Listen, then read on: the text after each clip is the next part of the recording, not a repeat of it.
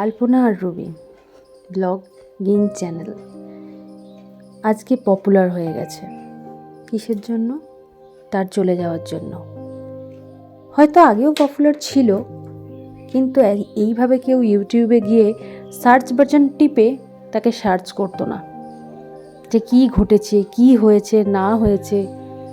যতদিন থেকে আমি ইউটিউব দেখি ততদিন থেকেই, মানে যেদিন আগ্রহটা বাড়ে তবে থেকেই আমি এই আলপনা আর রুবি এদের কৌতুক ভিডিওগুলো দেখতাম, এবং এরা নিজেদের জীবনের কষ্টের কথাও শেয়ার করেছে। সেটুকু দেখি আমি এটুকু বুঝতে পারি যে এদের সারাটা জীবনই খুব কষ্টে গেছে। মেয়েটি না পেয়েছে শ্বশুরবাড়ির সুখ, না পেয়েছে বাবার সুখ।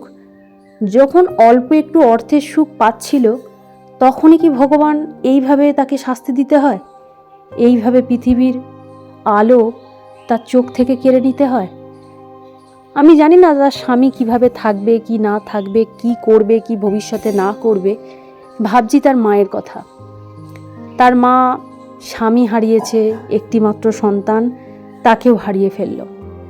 আজ ভিডিওগুলো করেই তাদের এই সংসারটুকু চলতো, এবং যা জীবনের একটু টুকটাক টুকিটাকি শখ, যেগুলো খুব আমাদের মতন মধ্যবিত্ত কিংবা গরিব মানুষদের থাকে, সেইটুকু হয়তো আস্তে আস্তে ওরা পূরণ করছিল। আর 3-4 বছর হয়তো কাজ করলে এইভাবে ইউটিউবে ফেসবুকে হয়তো ওরাও অন্যদের মতন নিজেদের স্বপ্নটুকু পূরণ করতে পারত। সেই মুহূর্তেই ভগবান কেন এতটা কষ্ট দিল তার পরিবারকে? কেন?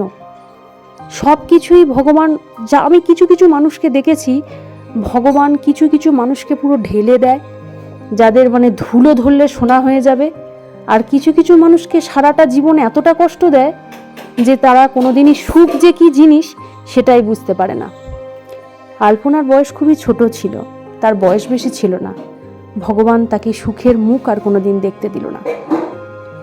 যেখানেই থাকুক ভালো থাকুক, সুস্থ থাকুক, আর সামনের জন্মে যেন খুব বিরাট বড়লোক বাড়িতেই জন্মগ্রহণ করুক।